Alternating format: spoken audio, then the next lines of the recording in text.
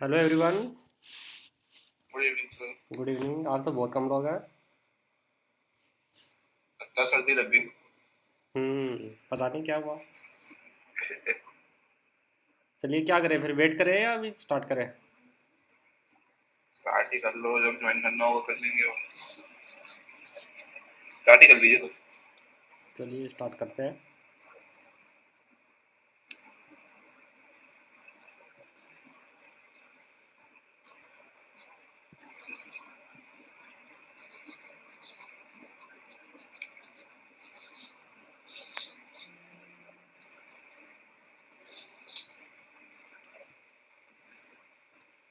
ये देखिए, हमने पहले जो रूल पढ़ा था ना परसों, ये हमने जो परक्यूजिट्स के बारे में देखा था, उसमें हमने value of interest free loan के बारे में देखा था। Value of interest free loan में हमने क्या बताया था, अगर अगर एसबीआई की लेंडिंग रेट से अगर कम इंटरेस्ट पे अगर लोन देते हैं एम्प्लॉयर एम्प्लॉय को, तो वो परक्यूजिट्स में ऐड हो जाएगा। और अगर 20,000 तक अगर लोन है तब इसकी रिक्वायरमेंट नहीं है कैलकुलेट करने की, मगर अगर 20,000 से ज़्यादा है तब इसका कैलकुलेशन होगा। तो चलिए एक सैम्पल के लिए हम कैलकुलेशन देखते हैं। ये देखिए, फॉर एग्जांपल कंपनी ने एम्प्लॉय को 50,000 लोन दिया। ठीक है। अब लोन में देखिए कुछ स्पेसिफाइड डिजीज है, तो ये स्पेसिफाइड डिजीज के लिए अगर लोन दिया है, ठीक है, तो इसमें कोई भी परक टैक्सेबल नहीं होगा। और अगर 20,000 तक अगर लोन दिया है तब भी कोई टैक्सेबल नहीं होगा। तो इस वाले केस में 50,000 लोन है तो 20,000 से ज़्यादा है। और ये स्पेसिफाइड डिजीज़ के लिए नहीं है, कोई भी पर्सनल यूज़ के लिए, कार के लिए, परचेज के लिए, कोई भी पर्पज़ के लिए दिया होगा। और मंथली उसकी सैलरी से 1,000 रुपीज़ डिडक्ट हो जाता है। और interest charge by company, company interest for example 8% से चार्ज करती है। और एसबीआई की रेट है फॉर एग्जांपल 9%। ठीक है। तो टैक्सेबल पर्क्स होगा 435 रुपीज़। अब कैसे होगा, चलो चेक करते हैं। ये देखिए हमने टेबल बनाई है। इसमें देखिए, ये जो लोन दिया है उसको कब दिया है, 1 अप्रैल 22 को लोन दिया है। ठीक है। तो हमारा देखो कैलकुलेशन में क्या था, इसमें interest on maximum outstanding monthly balance. ठीक है।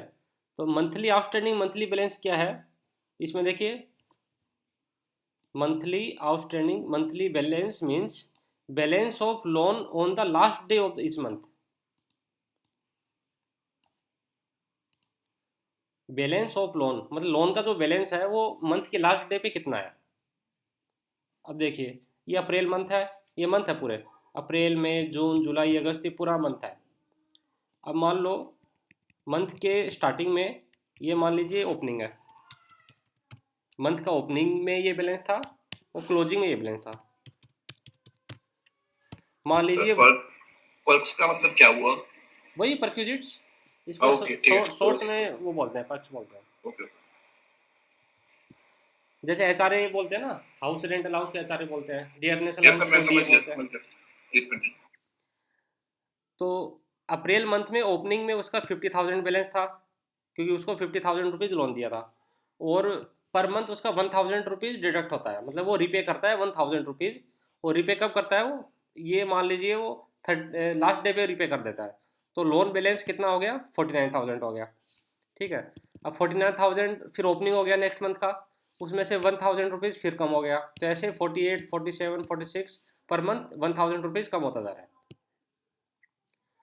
अब ये कंपनी की इंटरेस्ट रेट कितनी है, 8% है। और एसबीआई की इंटरेस्ट रेट कितनी है, 9% है। ठीक है। अब देखिए कैलकुलेशन, मंथ के एंड में क्लोजिंग मंथली बैलेंस कितना है, ये 49,000 48,000 47,000। ठीक है। और इसमें से मैंने क्या बताया था, इन दोनों का जो डिफरेंस है वो पक्ष में कैलकुलेट होगा। तो 9% माइनस 8%। ठीक है। और ओब्लिक 12। तो एक मंथ का इंटरेस्ट ये आ गया, फिर सेकंड मंथ का इंटरेस्ट वही सेम कैलकुलेट हो गया कि मई में जो क्लोजिंग बैलेंस था और उसके बाद इन दोनों का डिफरेंस और ओब्लिक 12। तो ऐसे ऐसे पर मंथ का हम इंटरेस्ट कैलकुलेट कर रहे हैं। और किस पे कर रहे हैं, ये जो मंथली बैलेंस है, ये जितना भी मंथली बैलेंस क्लोजिंग बैलेंस है, इस पे ये जो इंटरेस्ट रेट कंपनी की और इंटरेस्ट रेट एसबीआई की, इन दोनों का डिफरेंस है, ये कैलकुलेट हो रहा है। अब फॉर एग्जांपल हाँ जी सर ये 9% जो है ये लोन के ऊपर कर रहे हैं ओरिजिनल के ऊपर? है जी, क्या बोल रहे हैं? सर जो ये 9% इंटरेस्ट रेट है सर ये ओरिजिनल के ऊपर लगा रहे हैं ना?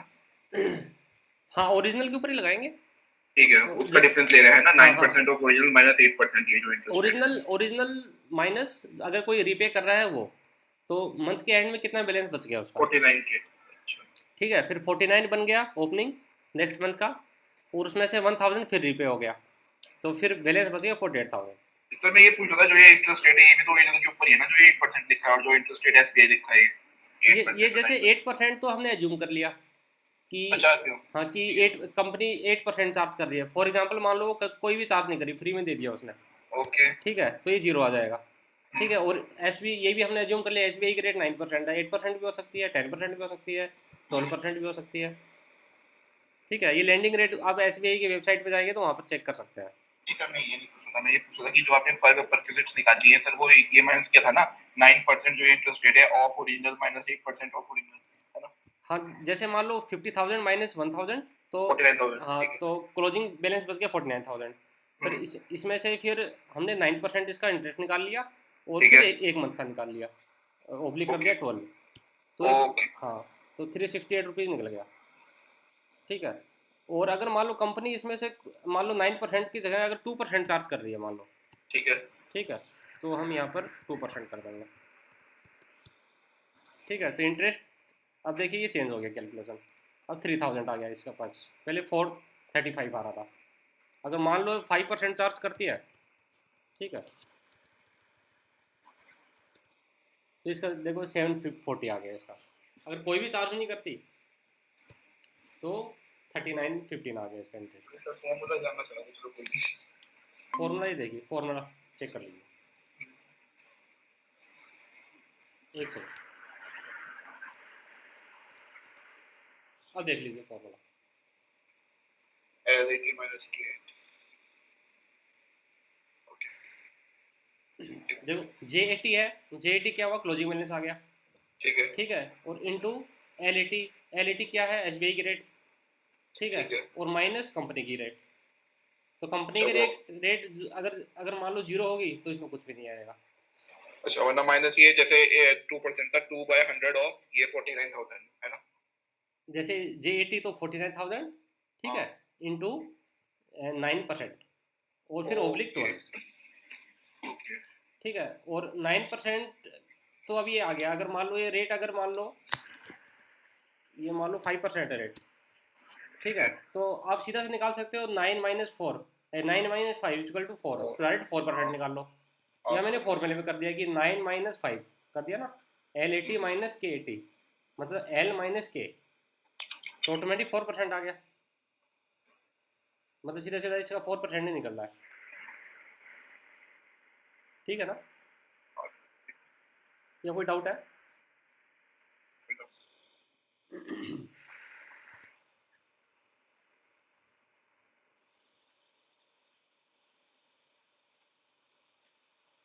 ठीक है, तो इसका जो भी पक्ष हुआ वो टैक्सेबल हो जाएगा इसका, पूरे साल का, ये पूरे ईयर का है। कोई डाउट हो तो बताइए। नहीं सर। निशा जी, कोई डाउट है?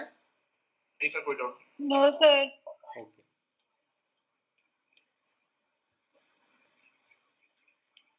अब नेक्स्ट देखिए, नेक्स्ट है value of perquisite in respect of movable assets. कोई अगर मूवेबल असेट्स अगर यूज करने के लिए दिया है, तो इसमें देखिए हमारा क्या था, लैपटॉप है, अगर कंप्यूटर दिया है तो उसकी नील हो जाएगी वैल्यू। अब जैसे हमने ये एक कैलकुलेशन टेबल है हमारी, ये कैलकुलेशन टेबल है, इसमें मान लीजिए लैपटॉप दिया है यूज करने के लिए उसको, ठीक है, और उसके बाद वो किसका है, कंपनी का है, और उसकी कॉस्ट है 10,000। तो हमने क्या रूल पढ़ा था, अगर use of laptop and computer देता है तो उसकी वैल्यू बेनिफिट जीरो हो जाएगा, मतलब परक्विजिट्स की वैल्यू जीरो हो जाएगी, तो इस वाले केस में टैक्सेबल परक जीरो होंगे। और एक सेकंड ऑप्शन है, लैपटॉप अगर उसने कंपनी से बाहर बाहर हायर पे लिया है, तो इस वाले केस में भी चाहे हायर पे ले चाहे कंपनी का खुद का हो, अगर लैपटॉप और कंप्यूटर दे रहा है तो टैक्सेबल जीरो होगा उसका। और अगर लैपटॉप के अलावा अगर कोई दूसरा आइटम दिया है उसको, ठीक है, और अगर कंपनी का है, ओन कौन करता है, कंपनी करती है, तो इसका मतलब कंपनी का हो, और उसकी कॉस्ट अगर 10,000 है, उसकी कॉस्ट अगर 10,000 है, तो उसका 10% टैक्सेबल हो जाएगा, 10% परक्स में ऐड हो जाएगा उसका। अब ये चेक कर सकते हैं, 10% पर एनम, तो इसका 10% मतलब 1,000 उसका टैक्सेबल हो जाएगा। और अगर अदर है, मतलब लैपटॉप के अलावा एक और ऑप्शन है, लैपटॉप के अलावा अगर अदर और है, और अगर वो हायर पे लिया उसने कंपनी ने, मतलब कि ये खुद का नहीं है, कंपनी ने हायर पे लिया है, मतलब किराए पे लिया है, और उसका किराया अगर 10,000 रुपीज़ है, तो पूरा पूरा टैक्सेबल हो जाएगा 10,000, कि स्पेसिफिक उसने उस एम्प्लॉय के लिए लिया वो। तो टोटल टैक्सेबल कितना हो जाएगा, 10,000 प्लस 1,000। मान लीजिए उसको ऐसे ऐसे मतलब कि कंपनी ने एक अदर असेट्स उसको कंपनी की थी, वो दिए उसने, और एक अदर असेट्स है बाहर से किराए पे लेके दिया है। तो दो सेट्स अगर दिए तो 1,000 प्लस 10,000, 11,000 उसका टैक्सेबल हो जाएगा। और अगर कुछ रिकवरी की है, अगर पार्ट मतलब कि कंपनी ने इम्प्लॉय की अगर कोई रिकवरी की है, तो 5,000 अगर रिकवरी की है तो टैक्सेबल प्रक्स उसका 6,000 हो जाएगा, 11,000 माइनस 5,000। इसमें कोई डाउट हो तो बताइए। नहीं सर। उसके बाद नेक्स्ट है हमारा,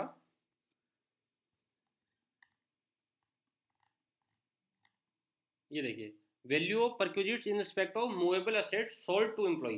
अगर कंपनी को यूज करने के बाद अगर कंपनी बोल दे कि ठीक है ये आप खुद ही रख लीजिए, हमने मान लिया कि आपको हमने सेल कर दिया है, ठीक है, तो फिर वैल्यू कैसे कैलकुलेट होगी।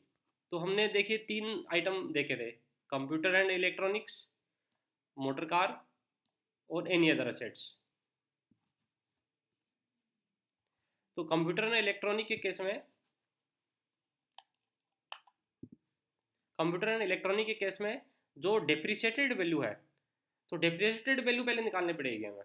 और डिप्रिशिएटेड वैल्यू हम कैसे निकालेंगे, कंप्यूटर एंड इलेक्ट्रॉनिक के केस में डब्ल्यू मेथड में निकालेंगे, मोटर कार के केस में डब्ल्यू मेथड में निकालेंगे, और एनी अदर असेट्स में मेथड में निकालेंगे, मतलब straight line method, return down value method and return down value method. और इसकी रेट भी अलग अलग होगी, जैसे कंप्यूटर एंड इलेक्ट्रॉनिक के केस में 50% होगी, मोटर कार के केस में 20% होगी, और एनी अदर असेट्स के केस में 10% होगी। तो चलिए इसका अभी हम एक एग्जांपल लेते हैं।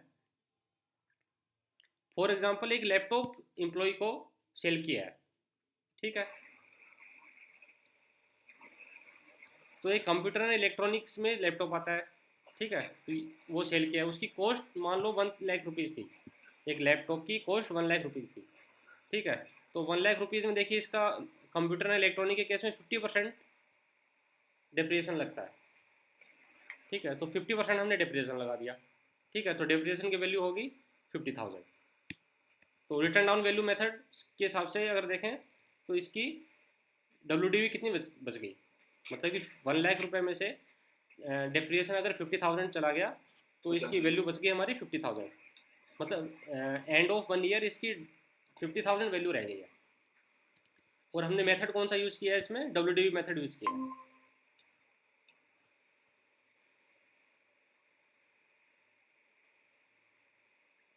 अब सेकंड केस में देखिए, सेकंड केस में मतलब नेक्स्ट ईयर देखिए, अब नेक्स्ट ईयर में 50,000 वैल्यू रह गई थी इसकी, मतलब ओपनिंग ऑफ नेक्स्ट ईयर, उसमें से फिर से हमको 50,000 इसकी डिप्रिसिएशन लगानी है। तो इसकी डिप्रिसिएशन कैसे निकलेगी, 50,000 इंटू 50%, तो 25,000 इसका डिप्रिसिएशन आ गया।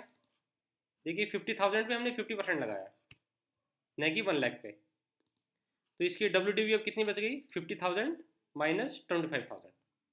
तो इसका ये सेकेंड ईयर है इसका। और फॉर एग्जाम्पल ये थर्ड ईयर भी यूज हुई है, तो 25,000 जो इसका क्लोजिंग बैलेंस रह गया था, तो ओपनिंग बैलेंस बन गया नेक्स्ट ईयर का, और 50% फिर से हमको डिप्रिसिएशन लगाना है। तो डिप्रिसिएशन फिर कितना लगेगा, 12,500, 25,000 का 50% निकालेंगे तो डब्ल्यू इसकी बच गई 12,500।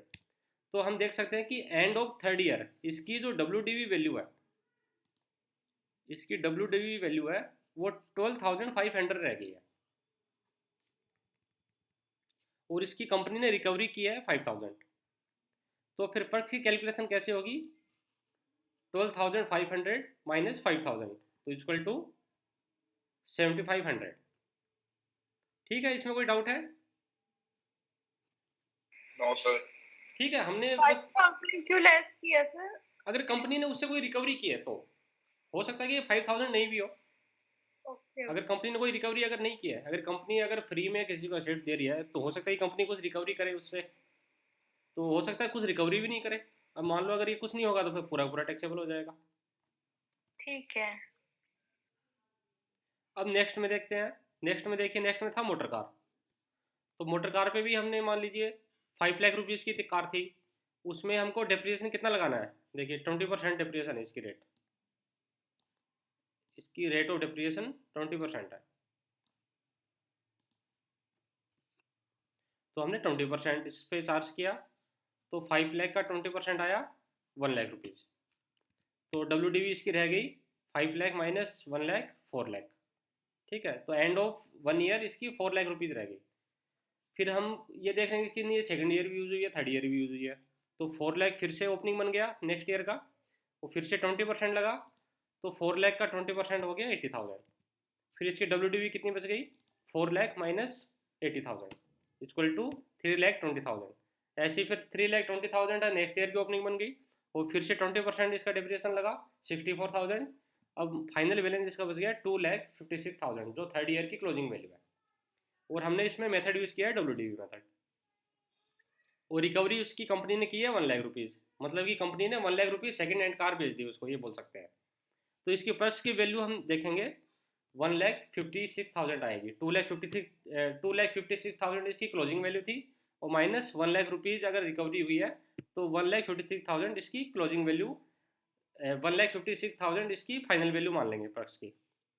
इसमें कोई डाउट है? ये सेम ही था, बस परसेंटेज चेंज हुई थी इसकी। ओके। अब नेक्स्ट है एनी अदर असेट्स, मतलब इनके अलावा अगर कोई असेट्स है, मान लो एसी फ्रीज कोई भी, तो एसी मान लिया हमने, और इसमें 50,000 इसकी कॉस्ट है। अब देखिए इसमें थोड़ा सा चेंज है, इसमें जो भी परसेंटेज की जो रेट है, एक तो 10% है, वो तो सभी में चेंज हो ही रही है। बट इसमें जो डिप्रिसिएशन की जो कैलकुलेशन मेथड है वो एसएलएम मेथड है, स्ट्रेट लाइन मेथड। अब वो कैसे कैलकुलेट होगा? वो देखिए कॉस्ट इसकी 50,000 थी, 10% इसका डिप्रिसिएशन लगा तो 5,000 आ गया, और डब्ल्यू बच गई इसकी 45,000। तो फर्स्ट ईयर के एंड पे इसकी 45,000 वैल्यू है। अब 45,000 ओपनिंग बन गई नेक्स्ट ईयर की, नेक्स्ट ईयर की ओपनिंग बन गई, उसमें से 10% फिर से हमने कैलकुलेट किया, बट इस बार जो 10% हम कैलकुलेट करेंगे किसका करेंगे? ओरिजिनल वैल्यू का ही करेंगे, नहीं कि डब्ल्यू वैल्यू का, क्योंकि हम एसएलएम मेथड यूज कर रहे हैं। ठीक है, तो 50,000 का फिर से हम 10% निकालेंगे तो 5,000 आ जाएगा। तो 45,000 माइनस 5,000, 40,000 इसकी वैल्यू रहेगी नेक्स्ट ईयर, मतलब सेकेंड ईयर में। तो थर्ड ईयर का ओपनिंग बन गया 40,000, इसमें फिर से 10% हम कैलकुलेट करेंगे किसका? ओरिजिनल वैल्यू का। फिर से 55,000 इसकी डिप्रेशन आ गई, तो इसकी डब्ल्यू बच गई 35,000। तो एंड ऑफ थर्ड ईयर इसकी जो क्लोजिंग वैल्यू है वो 35,000 है। और रिकवरी अगर मान लो कंपनी ने 6,000 की है, तो इसकी पर्क्स की वैल्यू कितनी आएगी? 29,000 आ जाएगी। अब इसमें बताइए कोई doubt? No sir. No sir. ठीक है, इसमें बस डिफरेंस क्या था, इसमें एसएलएम मेथड का डिफरेंस था, और बाकी में डब्ल्यू मेथड आया था। वो परसेंटेज तो सबकी चेंज है, 10%, 20%, 50%।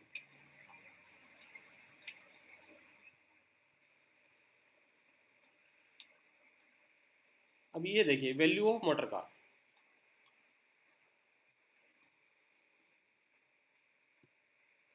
वैल्यू ऑफ मोटर कार में बहुत सारे ऑप्शन है। देखिए पहले हमने देखो इसको टू पार्ट में रीड किया था। फर्स्ट तो ये था, अगर जो भी कार है या मोटर कार है, जो भी व्हीकल है वो कंपनी का है, ठीक है, मतलब ओन्ड और हायर्ड बाई एम्प्लॉयर, मतलब कि कंपनी ने या तो कंपनी का है उसने परचेज किया होगा, या फिर कंपनी ने रेंट पे लिया होगा या हायर पे लिया होगा। और दूसरा ऑप्शन है कि नहीं ये एम्प्लॉय का है, एम्प्लॉय की कार है, और जो भी इसकी रनिंग कॉस्ट या मेंटेनेंस कॉस्ट या ड्राइवर का खर्चा कंपनी बियर कर रही है। ठीक है, तो हमने देखो इसको टू पार्ट में डिवाइड किया है। इसको 2 पार्ट में डिवाइड कर लिया हमने। एक तो है कि अगर कंपनी कौन ओन कर रहा है, कार कौन ओन कर रहा है, कंपनी ओन कर रही है, और दूसरा है कि एम्प्लॉय ओन कर रहा है। अब कंपनी वाले में भी देखिए बहुत सारे केस है, और एम्प्लॉय वाले में बहुत सारे केस है। अब कंपनी वाले में देखिए फर्स्ट क्या है, अगर कंपनी की कार है और वो एक्सक्लूसिव फॉर ऑफिस पर्पज़ के लिए यूज़ होती है, ठीक है, तो कंपनी की कार है और ऑफिस पर्पज़ के लिए यूज है, यूज फॉर मतलब ऑफिस पर्पज़ के लिए यूज़ हो रही है, वो यूज़ हो रही है ऑफिस पर्पज़ के लिए, ठीक है। अब उसकी रनिंग कॉस्ट मान लो 10,000 है, मेंटेनेंस 2,000 है, मतलब रनिंग कॉस्ट मतलब कि पेट्रोल का या डीजल का खर्चा जितना भी है, और मेंटेनेंस कॉस्ट 2,000 है पर मंथ या पर ईयर मान लीजिए, और ड्राइवर पर ईयर ही मान लीजिए इसको, और ड्राइवर है 5,000। तो इस वाले केस में देखिए, इस वाले केस में तो जो नेट टैक्सेबल वैल्यू कितनी आएगी, जीरो आएगी, फर्क्स कितने आएंगे, जीरो आएंगे। क्यों आएंगे, क्योंकि एक्सक्लूसिव फॉर ऑफिस पर्पज़ के लिए यूज़ हो रही है, ऑफिस पर्पज़ के लिए यूज़ हो रही है।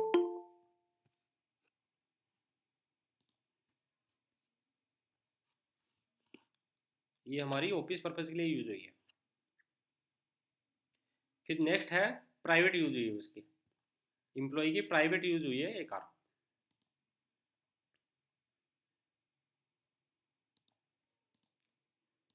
तो प्राइवेट यूज़ हुई है, तो देखिए एक्सक्लूसिव फॉर प्राइवेट पर्पज़, अगर प्राइवेट पर्पज़ यूज़ हुई है तो देखिए क्या ऑप्शन है,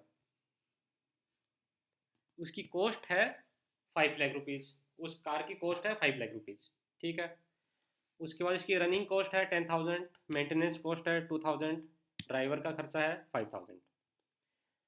देखिए हमने यहाँ पर देखा था, अगर प्राइवेट पर्पज़ के लिए यूज़ हो रहा है और कंपनी की खुद की कार है, तो 10% वियर एंड टीयर भी यूज़ होगा, ऐड होगा इसमें, wear and tear of 10% per annum of cost, ठीक है। तो 10% आ जाएगा इसमें, और कॉस्ट और hire, cost of hire charges, hire charges की कॉस्ट क्या है, मतलब कंपनी ने अगर बाहर से लिया तो उसकी चार्जेस क्या है, तो ये तो कंपनी की थी, हमने ये मान रखा है ये कंपनी की है, ठीक है।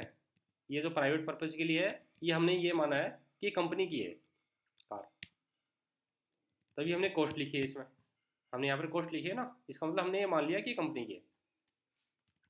तो टोटल पर्क्स में क्या ऐड होगा, टोटल पर्क्स में देखिए रनिंग कॉस्ट ऐड हो जाएगी 10,000, मेंटेनेंस कॉस्ट 2,000 ऐड होगी, ड्राइवर का एक्सपेंडिचर यूज हो ऐड हो जाएगा, और साथ में 10% किसका ऐड होगा, जो उसकी कॉस्ट है 5 लाख रुपीज़ जो कॉस्ट है उसकी, उसका 10% ऐड हो जाएगा इसमें। तो इसका मतलब running plus maintenance plus driver वो plus 10% wear and tear of cost, तो टोटल प्रक्स आ जाएगा इसका 67,000। और अगर कंपनी उसे 5,000 रुपीज़ रिकवर कर रही है, तो नेट टैक्सेबल वैल्यू आ जाएगी उसी 67,000 माइनस 5,000 इक्वल टू 62,000।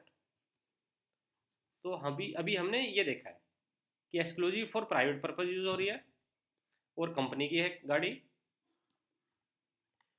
कंपनी की है हायर पे है, वो exclusive for private purpose use हो रही है, और इसकी एक्चुअल रनिंग कॉस्ट हमने देख ली, ऐड कर दिया था, मेंटेनेंस कॉस्ट ऐड किया था, ठीक है, रेम्यूनरेशन ऑफ ड्राइवर मतलब ड्राइवर का जो भी सैलरी है वो ऐड कर दी थी, और actual wear and tear of कितना 10% पर एनम ऑफ कॉस्ट, ठीक है। ये वाला पार्ट अभी हमने देख लिया, ये वाला देख लिया हमने। अब नेक्स्ट देखिए, नेक्स्ट क्या है, अगर कंपनी ने हायर पे ले रखा है मतलब हायर चार्जेस, ठीक है, तो हायर पे ले रखा तो देखिए, अब सेकंड ऑप्शन देखिए, कंपनी की कार है और यूज्ड फॉर प्राइवेट पर्पज है, और कंपनी ने हायर पे ले रखा है 20,000, कॉस्ट ऑफ हायर चार्जेस 20,000, ठीक है। तो इसका पर्क्स में क्या होगा, टोटल जो हायर चार्जेस है वो पूरा आ जाएगा 20,000। देखिए हमने रूल में देखा था ना, higher charges if car taken on higher charges, hire charges मतलब अगर हायर पे अगर ले रखा है तो हायर चार्जेस इसका ऐड हो जाएगा, तो हायर चार्जेस ऐड हो गया इसका,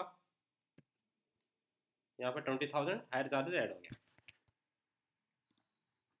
और अमाउंट रिकवर किया 5000, तो 15000 इसकी नेट टैक्सेबल वैल्यू आ जाएगी। ठीक है, कोई डाउट है इसमें? ठीक है ना, हमने इसको 2 पार्ट में इसको डिवाइड किया था। अगर कंपनी की गाड़ी है या उसने हायर पे लिया है, या फिर एम्प्लॉय की गाड़ी है। अगर कंपनी की गाड़ी है तो हमने अगर ऑफिस पर्पज़ के लिए यूज़ हुआ है तो कोई भी इसमें टैक्सेबल नहीं होगा, क्योंकि उसके प्राइवेट पर्पज़ के लिए यूज़ हुआ ही नहीं है। और अगर प्राइवेट पर्पज़ के लिए यूज़ हुआ है तो अगर कंपनी की अगर गाड़ी है तो उसकी running cost, maintenance cost, driver और प्लस वेयर एंड टियर 10%, ठीक है, वो पर्क्स में ऐड हो जाएंगे। और कोई अमाउंट अगर रिकवर हुआ है तो लेस हो जाएगा। और अगर प्राइवेट पर्पज़ के लिए है बट कंपनी ने हायर पे ले रखा है तो हायर चार्जेज ऐड हो जाएगा।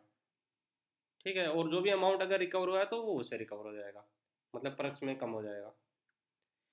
बट कई बार ये प्रॉब्लम होती है कि एक्सक्लूसिव नहीं होती प्राइवेट पर्पज़ के लिए, वो मिक्स रहती है कि कभी उसने प्राइवेट पर्पज़ भी यूज़ कर लिया, फिर कंपनी के लिए यूज़ कर लिया। वो दोनों पर्पज़ के लिए है। आप देखें ना, यूज फॉर बोथ पर्पज़, तो इसमें आएगा ये वाला both official and private purpose. ये ऑफिशियल एंड प्राइवेट पर्पज़ दोनों के लिए है। तो इस वाले केस में क्या होगा, इस वाले केस में भी हमने इसको 2 पार्ट में डिवाइड किया है कि रनिंग एंड मेंटेनेंस है वो कौन बोर्न कर रहा है। अगर रनिंग एंड मेंटेनेंस उसका जो बोर्न कर रहा है वो एम्प्लॉयर बोर्न कर रहा है, मतलब कि कंपनी बोर्न कर रही है। और अगर रनिंग मेंटेनेंस अगर एम्प्लॉय बोर्न कर रहा है, ठीक है। तो यहाँ पर देखिए, तो हमने ये मान लिया है कि बोथ पर्पज़ वाले केस में running and maintenance company borne कर रही है पहले, ये कंपनी बोर्न कर रही है, ठीक है। तो अगर कंपनी बोर्न कर रही है तो इसमें भी 2 रेट थी। अगर कार अप टू 1.6 सीसी की है इंजन उसका, और अगर कार का इंजन 1.6 सीसी के ऊपर है, तो फर्स्ट हम देख रहे हैं कार का इंजन 1.6 सीसी से नीचे है। तो इस वाले केस में देखिए क्या रेट है। इसमें देखिए, इसमें एक तो 1800 रुपीज़ प्लस 900 रुपीज़। 1800 रुपीज़ तो रनिंग एंड मेंटेनेंस का, और प्लस 900 रुपीज़ ड्राइवर का, ठीक है। ये पर मंथ का रेट है, और साथ में इंटू 12 आ जाएगा, ये पूरे साल का आ जाएगा। तो ये पक्ष में ऐड हो जाएगा। और अगर 1.6 के ऊपर है, उसका जो इंजन है 1.6 सीसी के ऊपर है, तो देखिए, तो ऊपर है तो ये जो रेट थी पहले वाली जो 1800 थी वो बन जाएगी 2400, 1800 से 2400 रुपये में कन्वर्ट हो जाएगी वो, क्योंकि उसकी सीसी बढ़ गई कंपनी की, इसकी कार की। और साथ में ड्राइवर की वही रेट रहेगी। तो 2400 प्लस 900 और इंटू 12, तो पूरे साल का आ जाएगा। और अगर रनिंग एंड मेंटेनेंस बोर्न कर रहा है एम्प्लॉय,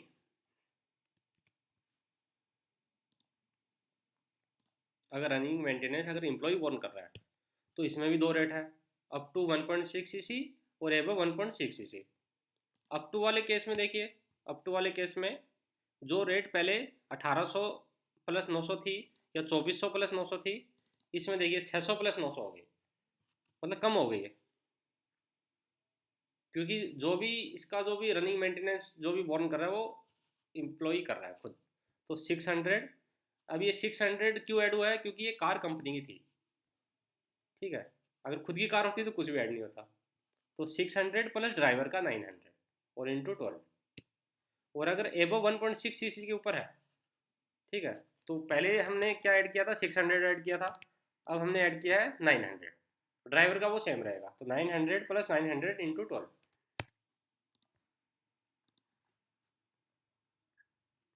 और साथ में अगर अमाउंट कोई रिकवर हो रहा है तो इसमें से कोई कोई भी अमाउंट कम नहीं होगा, टोटल बस ये रेट है, बस ये पक्ष में ऐड हो जाएगी। ठीक है, हमने ये वाला पार्ट देख लिया है। इसमें कोई डाउट हो तो बताइए। नो। अब नेक्स्ट वाला पार्ट हम देखते हैं कि owned by employ and used, मतलब कि अगर कंपनी की कार है और वो यूज कर रहा है, ठीक है, और exclusive for official purpose, official purpose के लिए यूज़ कर रहा है तो कोई भी टैक्सेबल नहीं होगा, क्योंकि उसने ऊपर से खुद की कार है, ऑफिस पर्पज़ के लिए यूज़ कर रहा होगा तो। बट इस वाले केस में जो भी मेंटेनेंस वगैरह है वो कंपनी दे रही है, बट ऑफिस पर्पज़ के लिए अगर यूज़ हो रहा है तो इसमें तो कोई दिक्कत ही नहीं है। अब देखिए कंपनी की कार है, सॉरी एम्प्लॉय की कार है, वो use for office purpose, office purpose के लिए अगर यूज़ हो रहा है तो कोई भी रनिंग मेंटेनेंस, कोई भी ड्राइवर का खर्चा कुछ भी हो, बस कोई भी टैक्सेबल नहीं होगा, वैसे इसका कोई डिडक्शन भी नहीं होगा, तो पक्ष जीरो हो जाएगा इसका। और अगर प्राइवेट पर्पज़ के लिए, अगर वो प्राइवेट पर्पज़ के लिए है तो देखिए क्या होगा। मतलब कि कंपनी की कार नहीं है, एम्प्लॉय की कार है, और रनिंग मेंटेनेंस और ड्राइवर जो भी है वो कंपनी दे रही है, और वो प्राइवेट पर्पज़ के लिए यूज़ हो रही है, मतलब एम्प्लॉय के पर्पज़ के लिए यूज़ हो रही है। बस कंपनी की कार थी, एम्प्लॉय की कार थी वो, जो भी रनिंग मेंटेनेंस और ड्राइवर वो कंपनी बियर कर रही है। तो रनिंग में 10,000 है मान लीजिए, मेंटेनेंस में 2,000 है, ड्राइवर में 5,000 है। ठीक है, तो हमने देखिए क्या रूल पढ़ा था ये, एक्चुअल एक्सपेंडिचर इनकर्ड, अगर एक्सक्लूसिव फॉर प्राइवेट पर्पज़, अगर प्राइवेट पर्पज़ के लिए है तो actual expenditure incurred by employer और साथ में अमाउंट रिकॉर्ड फ्रॉम एम्प्लॉय। तो एक्चुअल एक्सपेंडिचर कितना होगा, वही 10,000, 2,000, 5,000। ठीक है, इसमें वियर एंड टीयर यूज इसलिए नहीं होगा क्योंकि कंपनी की कोई कार नहीं है, ये एम्प्लॉय की कार है। तो 17,000 हेड हो गया, और साथ में अगर उसकी 5,000 रुपीज़ की रिकवरी हुई है तो 12,000 टैक्सेबल हो जाएगा।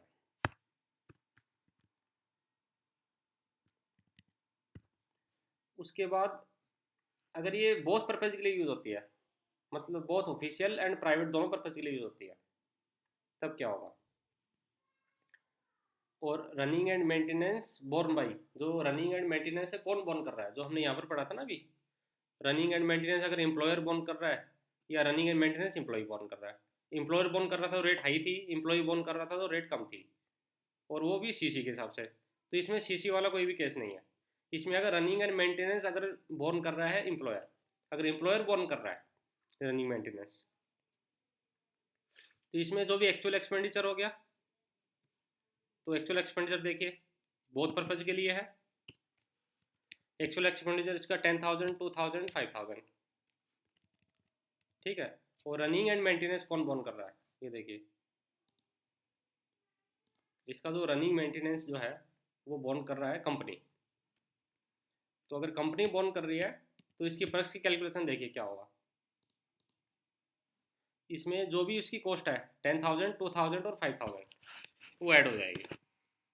ये देखिए एक्चुअल एक्सपेंडिचर ऐड हो जाएगा, और साथ में कम हो जाएगा 900 रुपीज़ पर मंथ, उसको एग्जाम्पशन मिल जाएगी।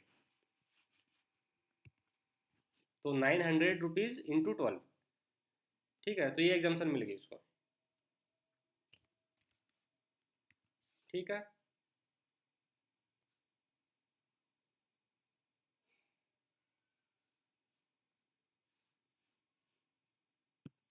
ये इसमें से नहीं होगा कम, और नेट टैक्सेबल इसकी वो 6200 आ जाएगा। मतलब कैसे है 6200, जो भी उसकी कॉस्ट थी और साथ में 900 पर मंथ उसको एग्जाम्पशन मिल गया, तो टोटल 6200 उसकी पर्क्स में कैलकुलेशन हो जाएगी। वो अगर कंपनी की गाड़ी नहीं है, एम्प्लॉय की गाड़ी है और बहुत पर्पज़ के लिए यूज़ होती है। ठीक है, और रनिंग एंड मेंटेनेंस कौन बोर्न कर रहा है, रनिंग मेंटेनेंस बोर्न कर रहा है एम्प्लॉय। ठीक है, तो एम्प्लॉय अगर बोर्न कर रहा है तो इसमें कोई भी पर्सनल कैलकुलेशन नहीं होगी, क्योंकि न तो ये कंपनी की गाड़ी है और न कंपनी बोर्न कर रही है कुछ, तो अपना पर्सनल गाड़ी थी वो पर्सनली वो यूज़ कर रहा है। ठीक है, और उल्टा वो तो ऑफिस पर्पज़ के लिए भी यूज़ कर रहा है, एक्स्ट्रा यूज़ कर रहा है, तो पर्क्स में कैलकुलेशन करने का तो कोई सवाल ही नहीं है, तो इसमें इसकी पर्क्स कैलकुलेशन जीरो हो जाएगी।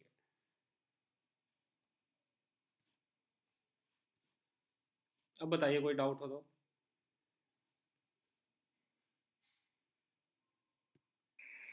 सर एक फर्स्ट केस में कुछ पूछना था मैंने, क्या, जरा एक मिनट खोलेंगे मेरा प्रॉब्लम।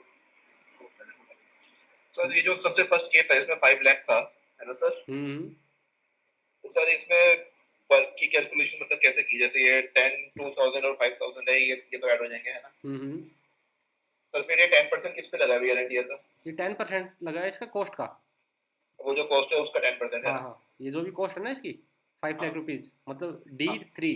तो D3, हाँ हाँ। D3 का S3, S3 क्या है रेट, तो D3 का अच्छा 10% लग गया। तो अच्छा, D3 ये क्या है, जब कॉस्ट, कॉस्ट का 10% वियर एंड टीयर लग जाएगा इसका।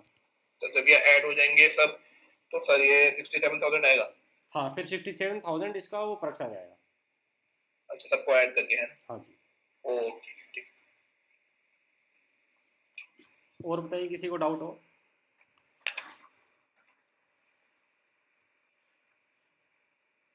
चलिए कल से आज आज हमारा सैलरी वाला पार्ट हो गया है। कल से हम या तो सैलरी की एक टोटल कैलकुलेशन करते हैं, मतलब हाँ सर एक, ठीक। हाँ एक एम्प्लॉई है और उसकी पूरी कैलकुलेशन करते हैं, उसमें अलाउंस भी आ जाएगा, प्रक्स भी आ जाएगा, स्टैंडर्ड डिडक्शन जितने भी डिडक्शन उसके, ठीक है, और भी प्रैक्टिकल सिचुएशन जो भी है वो सारा इसमें कवर होगा। रिवीजन भी हो जाएगा अच्छी तरह। हाँ, तो एक सैलरी का मतलब लास्ट पार्ट रह गया है, हमने इंडिविजुअली सारा पढ़ लिया है, ओके। ठीक है। या फिर ऐसा कर लेते हैं कि पहले इसके रिटायरमेंट बेनिफिट वगैरह ये भी कवर कर लेते हैं। हाँ सर ये भी ठीक है। हाँ, तो रिटायरमेंट बेनिफिट वगैरह सब कवर करके उसके बाद फिर फाइनल कैलकुलेशन कर लेंगे, ठीक है सर। ठीक है ना। तो हम अभी फिर 2 क्लास कर लेंगे पहले। Okay okay okay. चलिए, और कोई डाउट हो तो बताइए। No sir, no sir, no sir. चलिए फिर एंड करें आज का। Yes sir. चलिए, okay thank you. Okay, thank you, bye. Good night. Okay, good night.